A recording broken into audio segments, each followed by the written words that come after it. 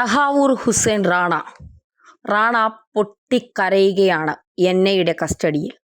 റാണ പൊട്ടിക്കരയണം. കാരണം 166 പേരുടെ ജീവൻ ഒരു കൂസലുമില്ലാതെ എടുത്ത, ഇന്ത്യയിൽ വന്ന് ഭീകരാക്രമണം നടത്താം, ഇന്ത്യയിൽ ആരെയും എന്തും ചെയ്യാം, ആരും ചോദിക്കാനും പറയാനുമില്ല എന്ന ധൈര്യത്തിൽ ഹെഡ്ലിയും തഹാവൂർ ഹുസൈൻ റാണയും നടത്തിയ അതിക്രമങ്ങൾക്കും പരാക്രമങ്ങൾക്കും തീവ്രവാദങ്ങൾക്കും അക്രമങ്ങൾക്കും ഇപ്പോൾ തിരിച്ചടി കിട്ടുകയാണ്. ഇപ്പോൾ ഒറ്റയ്ക്കാണ് റാണ.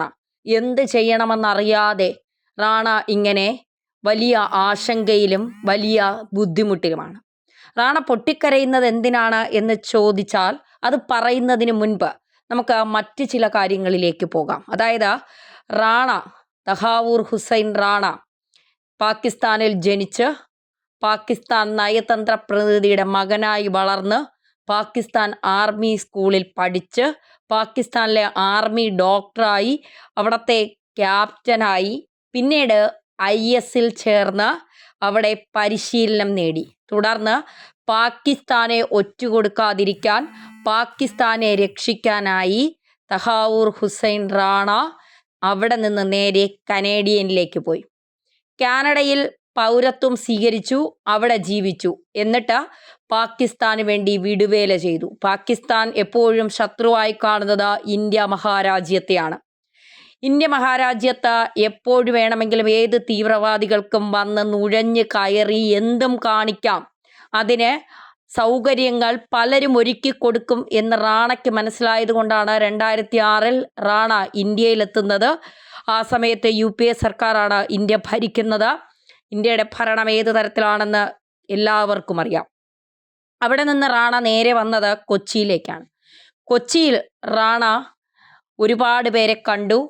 ഒരു നടിയടക്കം, ഒരു ജഡ്ജി അടക്കം, ഒരു പോലീസ് ഉദ്യോഗസ്ഥനടക്കം കായിക മേഖലയിലെ പലരെയും കണ്ടു. ഒരു നിരോധിത സംഘടനയിലെ ചില നേതാക്കളെ കണ്ടു. ചില മലയാളികളുമായി കൂടിക്കാഴ്ച നടത്തി. ചില പ്രവാസികളായ മലയാളികൾ താജ് ഹോട്ടലിൽ റാണയെ സന്ദർശിക്കാനായി എത്തി. അങ്ങനെ നിഗൂഢതകൾ ഒരുപാടുണ്ട്. ആ നിഗൂഢതകൾ ഓരോന്നായി പൊളിച്ച് അടുക്കിയെടുത്ത് പുറത്തു കൊണ്ടുവരാനാണ് NIA ശ്രമിക്കുന്നത്. NIA കുറേ ചോദ്യാവലികൾ തയ്യാറാക്കിയിട്ടുണ്ട്. ആ ചോദ്യാവലികളിൽ ഒന്നുപോലും തുടക്കത്തിൽ റാണ ഉത്തരം പറയാൻ തയ്യാറല്ലായിരുന്നു. ഞാനൊരക്ഷരം മിണ്ടില്ല, എനിക്ക് അമേരിക്കൻ നിയമത്തിലെ 5th അമെൻമെൻറ്റ് ഇന്ത്യയിൽ കിട്ടുമോ എന്നാണ് അഭിഭാഷകരോട് ആദ്യം റാണ ചോദിച്ചത്. 5th അമെൻമെൻറ്റ് എന്ന് പറയുന്നത് ചോദ്യം ചോദിച്ചാൽ ഉത്തരം പറയാതിരിക്കാനുള്ള അവകാശം പ്രതിക്കുണ്ട് എന്നുള്ളതാണ്. അത് കേരളത്തിൽ കിട്ടുമോ എന്നാണ് ചോദിച്ചത്. അതുമായി ബന്ധപ്പെട്ട ചില നിയമങ്ങൾ ഉണ്ട്, പക്ഷേ ആ നിയമം ഇന്ത്യയിൽ ഇല്ല എന്നാണ് പറഞ്ഞത്. പക്ഷേ ആ നിയമം അനുസരിച്ച് ഒന്നും മിണ്ടാതിരിക്കാം, താൻ വാ തുറക്കില്ല എന്ന് വിചാരിച്ചാണ് അമേരിക്കയിൽ നിന്ന് റാണ ഇന്ത്യയിലേക്ക് എത്തിയത്. റാണ കരുതിയത് ഇന്ത്യ ഭരിക്കുന്നത് ഇപ്പോഴും കോൺഗ്രസ് ആണ്, അതുകൊണ്ട് തനിക്ക് ഇന്ത്യയിൽ ഒരു ബുദ്ധിമുട്ടും ഉണ്ടാകില്ല എന്ന്. പക്ഷേ 2014 ശേഷം നരേന്ദ്രമോദി സർക്കാർ അധികാരത്തിലേറിയത് മുതൽ നരേന്ദ്രമോദി സർക്കാർ കിണഞ്ഞു പരിശ്രമിക്കുകയാണ്. മുംബൈ ഭീകരാക്രമണത്തിൽ മരണപ്പെട്ടവർക്ക് വേണ്ടി എന്തെങ്കിലും ചെയ്തില്ല എങ്കിൽ അത് തനിക്കുണ്ടാക്കുന്ന മാനസിക ബുദ്ധിമുട്ട് വളരെ വലുതാണ്. അതുകൊണ്ട് അവരുടെ ജീവന് താൻ പകരം ചോദിക്കുക തന്നെ വേണം. അതിന് തഹാവൂർ ഹുസൈൻ റാണയെ ഇന്ത്യയിലെത്തിക്കണം. അനുകൂല സാഹചര്യമായിരുന്നു. ട്രംപും അവിടെ അധികാരത്തിൽ വന്നു. മോദിയും ട്രംപും തമ്മിലുള്ള ബന്ധത്തിൻ്റെ അടിസ്ഥാനത്തിൽ കോടതിയിൽ കൃത്യമായ നിലപാടുകൾ നിരത്താൻ ഇന്ത്യക്ക് കഴിഞ്ഞു. അതിനെ സപ്പോർട്ട് ചെയ്യാൻ അമേരിക്കയ്ക്കും കഴിഞ്ഞു. തുടർന്ന് റാണയ്ക്ക് ഇന്ത്യയിലേക്ക് വരേണ്ടി വന്നു. ഇന്ത്യൻ ജയിലുകൾ വധശിക്ഷയ്ക്ക് തുല്യമാണ് എന്ന് വരെ റാണയ്ക്ക് പറയേണ്ട ഗതികേട് വന്നു എന്നുള്ളതാണ്. എന്തായാലും ഇന്ത്യയിലെത്തിയ റാണ ഒന്നും മിണ്ടാതിരിക്കാം എന്ന് വിചാരിച്ചു. പക്ഷേ NIA ഉദ്യോഗസ്ഥർ വിടില്ല. ഇപ്പോൾ റാണ പൊട്ടിക്കരയുകയാണ്. നടിയുടെ പേര് റാണ പറഞ്ഞിട്ടുണ്ട്, ജഡ്ജിയുടെ പേര് റാണ പറഞ്ഞിട്ടുണ്ട്, പോലീസ് ഉദ്യോഗസ്ഥൻ്റെ പേര് റാണ പറഞ്ഞിട്ടുണ്ട്, മലയാളികളായ പ്രവാസികളുടെ പേര് പറഞ്ഞിട്ടുണ്ട്, നിരോധിത സംഘടനയിൽ കണ്ട നേതാക്കളുടെ പേരുകൾ റാണ പറഞ്ഞിട്ടുണ്ട്. റാണ ഓരോരുത്തരെയായി ഇല്ലാതാക്കിയ അവരുടെയൊക്കെ ചുടുചോരകൾ ചിതറിക്കിടന്ന സ്ഥലത്തെല്ലാം റാണയെ എത്തിച്ച് തെളിവെടുപ്പ് നടത്താനാണ് NIയുടെ നീക്കം. NI രണ്ടും കൽപ്പിച്ച് തന്നെയാണ്. അതായത് കൃത്യമായി കേന്ദ്ര സർക്കാരിൽ നിന്ന് നിർദ്ദേശം കിട്ടിയിട്ടുണ്ട്.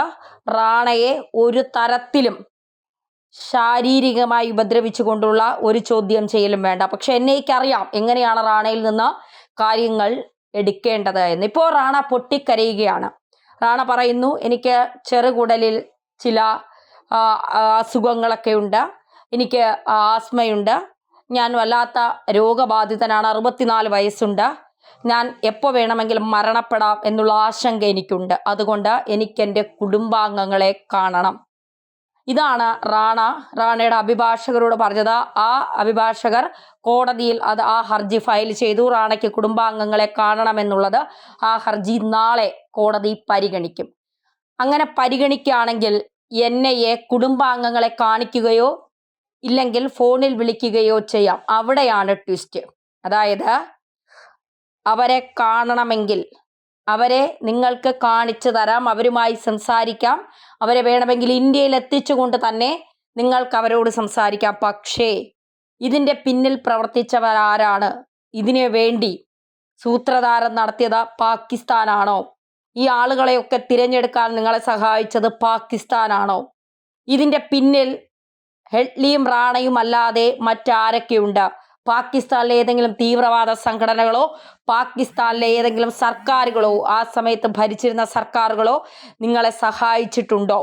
ഇതാണ് NI ചോദിക്കാനായി തയ്യാറാക്കി വച്ചിരിക്കുന്നത് എന്നാണ് ചില വിവരങ്ങൾ ഡൽഹിയിൽ നിന്ന് കിട്ടുന്നത്. അതായത് റാണയെ വെട്ടിലാക്കിക്കൊണ്ട് റാണയിൽ നിന്ന് തന്നെ കൃത്യമായ വിവരങ്ങൾ ചോർത്തിയെടുക്കുക. റാണയ്ക്ക് ഇനി നിക്കക്കള്ളിയില്ല എന്ന് തന്നെയാണ്. കാരണം NIയുടെ കസ്റ്റഡിയിലാണ്, കുടുംബാംഗങ്ങളെ കാണണം, താൻ മരണപ്പെട്ടു പോകുമെന്ന അമിതമായ ഭയം, അതിനു മുൻപ് കുടുംബാംഗങ്ങളെയൊക്കെ കാണണം, ഭാര്യയെ കാണണം, മക്കളെയൊക്കെ കാണണം. അപ്പോൾ ഇതൊക്കെ റാണയെ വല്ലാതെ അസ്വസ്ഥനാക്കുന്നുണ്ട്, അലട്ടുന്നുണ്ട്. ഇനിയും പിടിച്ചു നിൽക്കാൻ കഴിയില്ല. തുടക്കത്തിലൊക്കെ മൗനി ബാബയായിരുന്ന റാണ തഹാവൂർ ഹുസൈൻ ഇപ്പോൾ വാ തുറന്ന് വാചാലനാവുകയാണ്. എല്ലാ പേരുകളും പറയുകയാണ്, എല്ലാ കാര്യങ്ങളും തുറന്നു പറയുകയാണ്. ഇതിൽ ഇന്ത്യക്കറിയേണ്ടത് ഒരൊറ്റ കാര്യമാണ്. ഈ ആക്രമണം നടത്താൻ പിന്നിൽ പാകിസ്ഥാന്റെ നിർദ്ദേശമുണ്ടായിരുന്നോ? പാകിസ്ഥാന്റെ സഹായങ്ങൾ ഉണ്ടായിരുന്നോ?